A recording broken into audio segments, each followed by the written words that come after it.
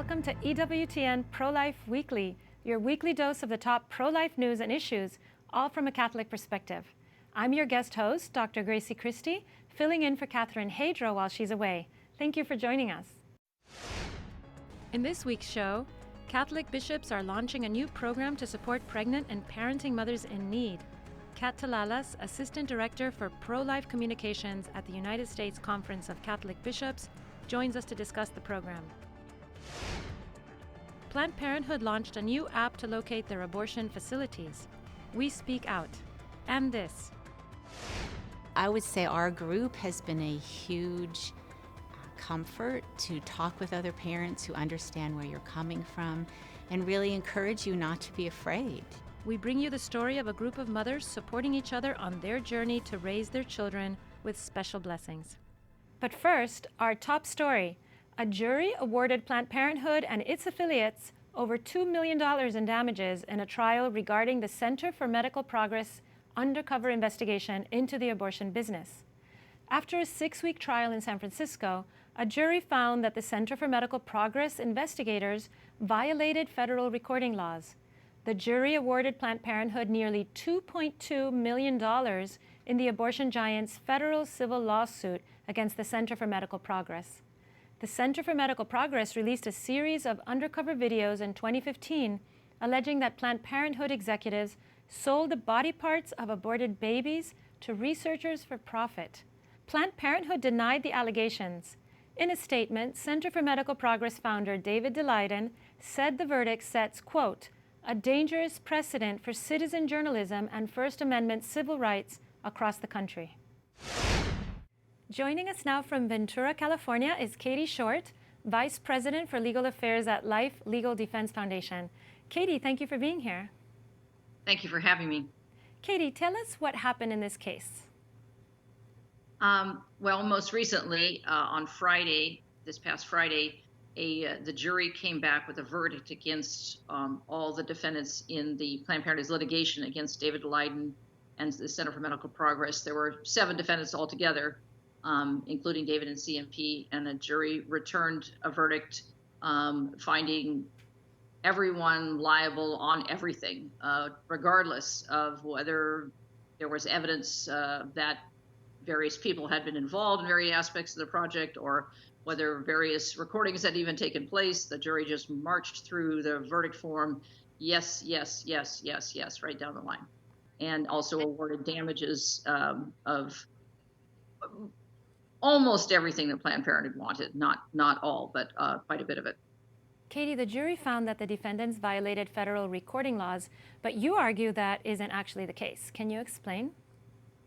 Yes, the federal recording law is a one-party law, meaning if you are a party to the conversation, you can record without the consent of other parties. However, there's an exception when the recording is made for the purpose of committing a further crime or tort. And there was no further crime or tort. The purpose of the project was to record and then to release those recordings to the public, to inform the public about what was going on behind closed doors at Planned Parenthood. And there was no further crime there. But Planned Parenthood sort of did a backflip and said, well, the purpose was to further the RICO conspiracy that they say had started 3 years earlier. So it didn't make sense, and we argued that to the judge, but the judge allowed the jury to decide that issue. And even though we tried to explain that there was no further crime, the jury, again, just marched through the form, yes, yes, yes, yes, yes. And what are some of the pieces of evidence that you feel were overlooked or ignored in this trial? That's probably one of the most significant ones, that again, there was no evidence of a further crime to support that claim.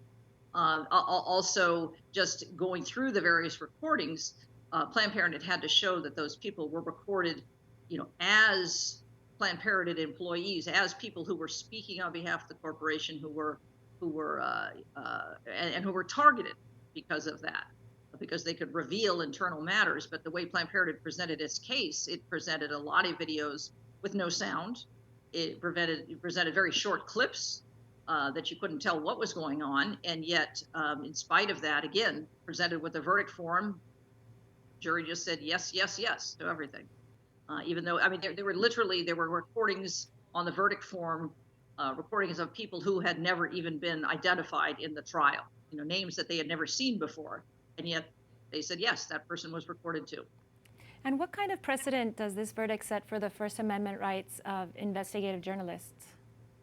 Yeah, a very, very dangerous one, because primarily the notion of fraud being the way it is used. I mean, David Daleiden, as he said many times, CMP complied with all applicable laws regarding, recording and trespass and things like that. But the notion of fraud, that you can fraud is when you trick someone and harm them, make them lose something. You sell shares in a phony gold mine or something like that.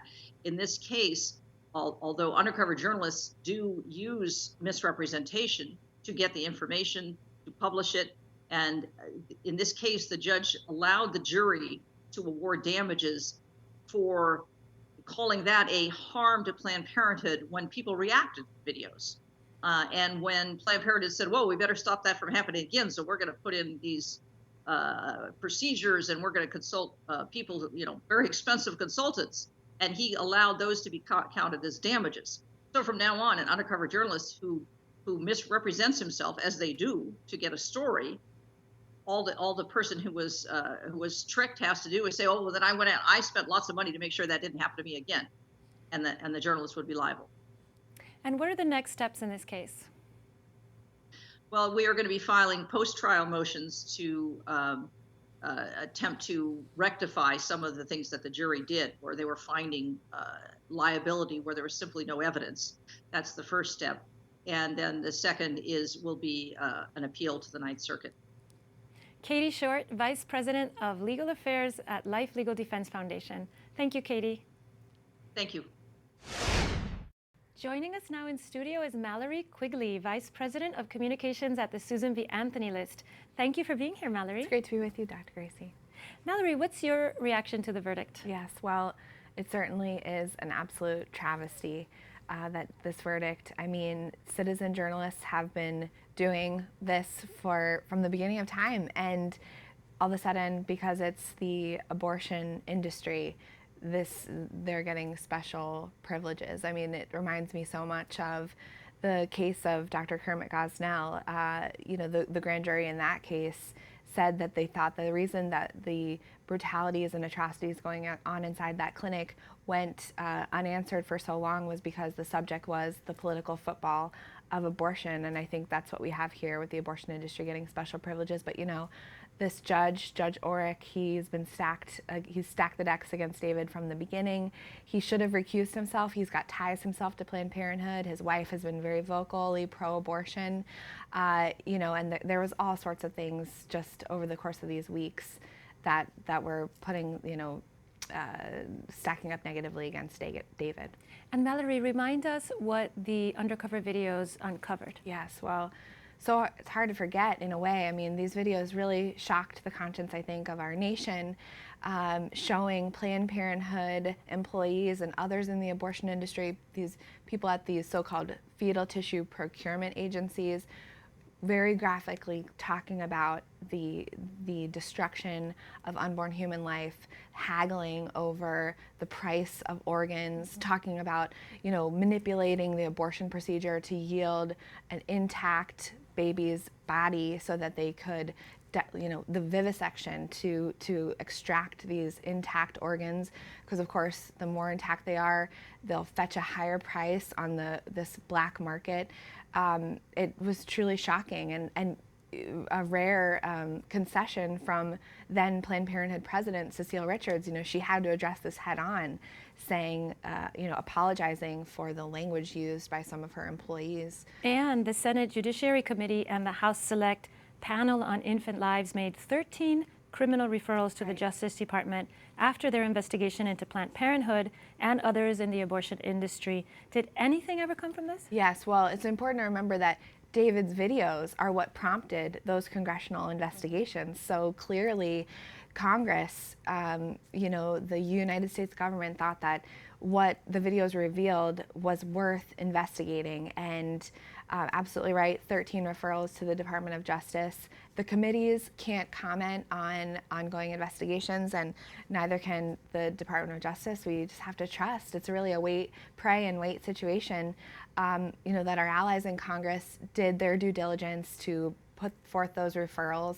And we hope that this most pro-life administration in our nation's history is taking this seriously. So it's a wait and pray situation. And what more do you think lawmakers can do? Yeah, well, we have to remember that President Trump has done, he's gone so far in taking action against the abortion industry and to stop taxpayer funding of abortion. And if he were to, say, lose re-election next year, we know that Congress, a pro-abortion Congress, we have pro-abortion leadership in the House with Speaker Pelosi, would seek to reinstate all the taxpayer funding that they've so far been cut off from, you know, the $60 million with the Protect Life rule, the expansion of the Mexico City policy, which impacted the abortion industry at large. So we've got to stay focused on the congressional ways through the law, through the legislature, that we can stop the involvement of, you know, you and I and taxpayers across the country, our participation in the abortion lobby. You know, the Susan B. Anthony list has said it is proud to stand with the Center for Medical Progress. How can our viewers help? Yes, I think that David needs so many prayers right now. You know, this decision by the jury, the fines, it's really, it must be terrifying for him too. So I think to support him with your prayers and to take the silver lining from the trial, which is all of the additional information that came out. You know, the former abortionist that testified on behalf of David saying, yes, Planned Parenthood does alter the abortion procedure in a way that leads to babies being born alive. So take the stories that have come out of the trial, thanks to Troy Newman and others in the pro-life movement, and share them. Let's not let this have been in vain. We need to continue to promote everything that David's done, the sacrifice that he and others on his team have made for those years that they were undercover, and in the aftermath with these legal proceedings. Mallory Quigley, Vice President of Communications at the Susan B. Anthony list. Thank you, Mallory. Thank you.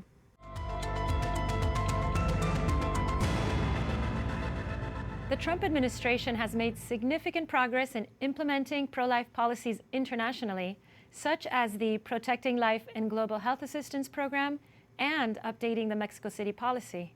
However, domestic organizations that work overseas are not subject to the Protecting Life and Global Health Assistance Program, and some receiving international family planning funding under state and foreign operations promote abortion.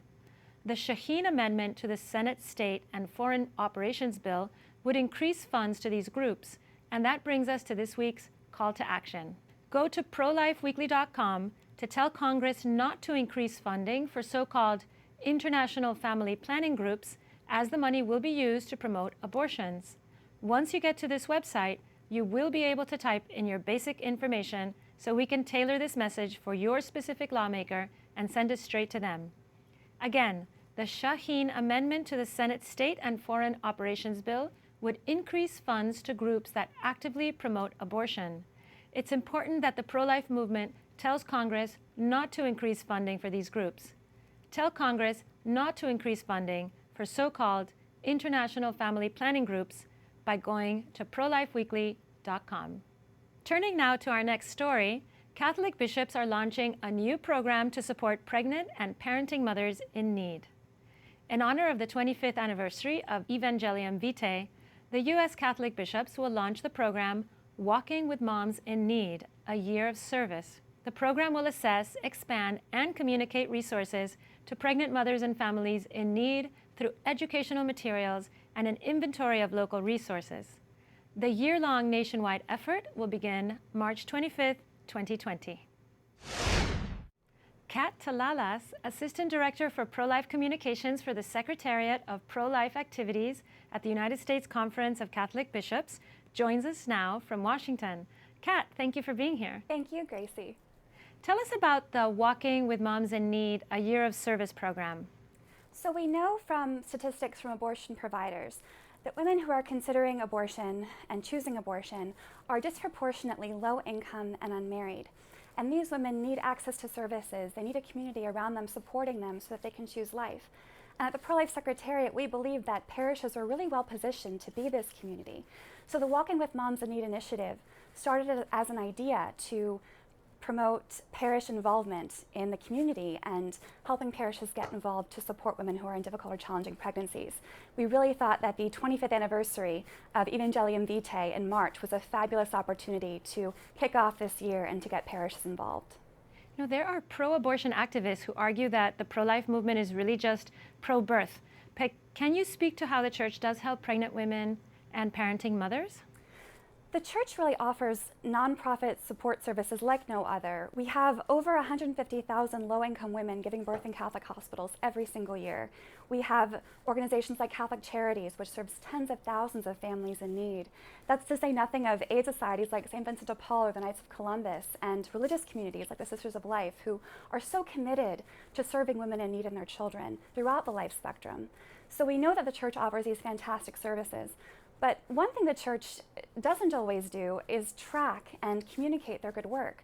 So a major goal of the Walking with Moms in Need initiative is to sort of have an inventory of these resources and get a better idea of the picture of what the church really offers. How can parishes and pastors serve mothers in need? Parishes and pastors can serve mothers in need by really becoming a community around them to support them. We know that Walking with Moms in Need is a way for a parish to take an inventory of the resources that are right there in their community in order to offer these women support. We know that they also need to be there walking with the mothers and being friends to the women in their own communities. So there are so many ways that parishes can really come around and support women in need by making them aware of services and offering love and friendship too. Can you tell us more about the groups that the bishops are partnering with for this initiative? Certainly. Well, at the national level, we are partnering with groups like the Knights of Columbus and Catholic Charities, and we certainly hope that at the diocesan level, at that level of the state, that local organizations will be partnering with the diocese. But the most important partnerships will really happen at the parish level with local community resources. We really want women to know the resources that are right in their communities and for people to make those personal connections. And Kat, on that, how can our viewers get involved? Our viewers can get involved by going to www.usccb.org/moms-in-need to sign up for our email list, which will give updates on this initiative. Also, we will be giving a prayer campaign in January to promote prayer and discernment on pro-life issues, including the Walking with Moms in Need initiative. So praying with us in January will be a huge help. The last thing that people can do to get involved is to discuss this with their pastor, to talk about Walking with Moms in Need and introduce them to the idea. Because if the bishop decides to get involved in their diocese, then pastors will really need help. And they'll need to know that people are willing to get their hands dirty at the parish level and really get involved with this project. At their recent conference, the bishops voted that the threat of abortion remains their preeminent priority. What does that look like in an election year? Well, abortion is a preeminent priority for three reasons. One, because it directly attacks human life, it destroys human life. Two, because it takes place within that sanctuary of the family, which is so sacred. And three, because of the sheer number of deaths each year due to abortion. So abortion is the preeminent priority for those reasons. That doesn't mean that we ignore other attacks on human dignity like racism or poverty, but it does mean that as we form our consciences, that we understand the priority of abortion. Kat Talalas, Assistant Director for Pro-Life Communications for the Secretariat of Pro-Life Activities at the United States Conference of Catholic Bishops. Thank you, Kat. Thank you. When we come back, I think the biggest value has been being together and knowing that you're not alone. we bring you the story of a group of Virginia moms supporting each other on their journey to raise their children with special blessings. Stay tuned as EWTN Pro-Life Weekly continues after this break.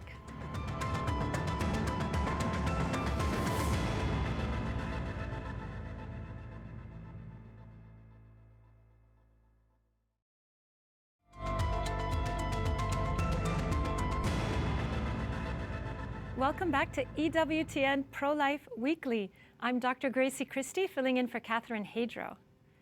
Planned Parenthood recently launched a new app directing pregnant women to their facilities.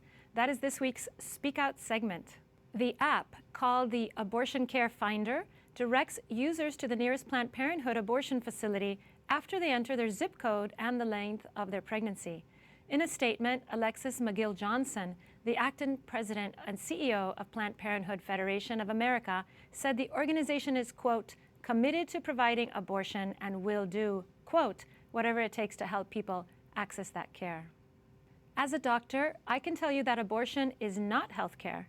The intentional destruction of life is the opposite of health care. The vast majority of abortions are elective, meaning there is no medical reason to end a woman's pregnancy. A small number of abortions occur after a fetal disability diagnosis. These abortions are a terrible form of discrimination against unborn children who should not be killed because they are not, quote, unquote, perfect. A tiny percentage of abortions are performed on women who are in danger of dying if their pregnancy doesn't end immediately. The noble and ethical response for these women is not abortion, but attempting to deliver a live baby. Abortion isn't health care. It never improves anybody's health. And no matter what they name their apps, Planned Parenthood can't change that. And remember, there is something you can do to counter today's culture of death. Follow this week's call to action. Go to prolifeweekly.com to tell Congress not to increase funding for so-called international family planning groups that promote abortions. This week, Catherine Hadro brings you the story of a group of Virginia moms supporting each other on their journey to raise their children with special blessings. Here is this week's Pro-Life Focus. My name is Louise May Francis Lucy Whitman, and my age is I'm 16 years old. Lucy is kind of like the exclamation point at the end of our family. It's like one of my daughters once said, you know, without Lucy, we'd all be kind of boring. She is super fun, super extroverted, and she has this warmth about her. Lucy is a light for her family, but one that came about unexpectedly for the Whitmans.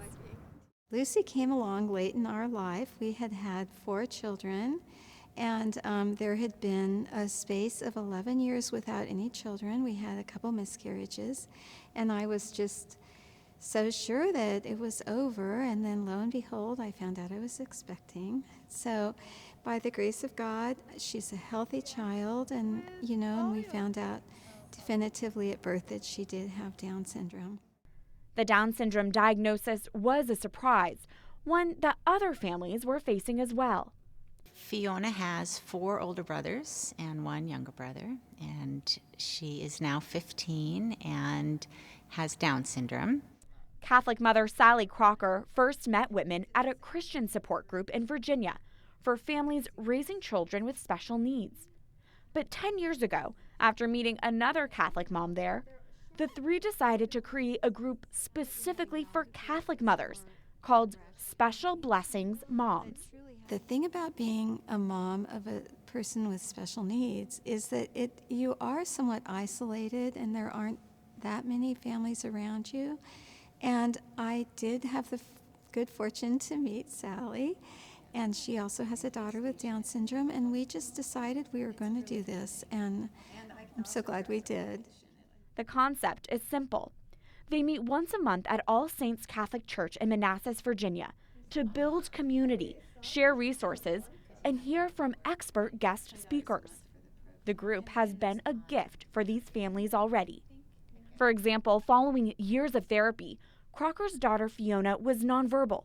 But after connecting with a special speech therapist she learned about at a meeting, her daughter finally reached a breakthrough, and just in time for a special day. We just started this therapy in July, and her birthday is on August 10th. And for the first time in her life, at the age of 15, she actually blew out her candles, and the whole room just went insane. While these mothers truly view their children as blessings, they can also empathize with the unique journey raising a child with special needs entails. Well, I think the biggest value has been being together and knowing that you're not alone, and it is truly amazing meeting other parents who are caring sometimes very heavy loads with severe disabilities, others with Down syndrome or autism. And just getting to know them and sharing the faith with each other, it's been wonderful. It's been a big blessing. I would say our group has been a huge comfort to talk with other parents who understand where you're coming from and really encourage you not to be afraid. The smaller in-person community extends to a larger group online. Whether on the web or face-to-face, these mothers have gained a powerful perspective to share.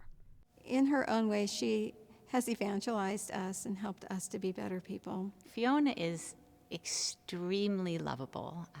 I had a friend tell me, and there's no better expression, that she never has a bad day.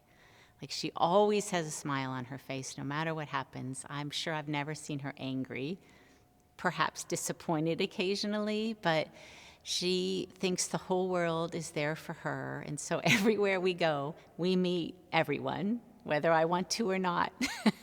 That's really her mission in life, is to say hello to everybody. So she's a happy, special little girl.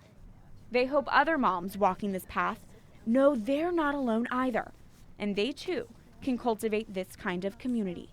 Well, I know how it is, and I know that in many places there is no group like this, and I would totally encourage that person to contact the priest and see if you can get a room, advertise it in the neighboring parishes as well as your own, and see what happens. That does it for this edition of EWTN Pro-Life Weekly. Until next time, be sure to reach us at prolifeweekly@ewtn.com or connect with us on social media. Just search for EWTN Pro-Life on all the major platforms. And remember, life is a gift.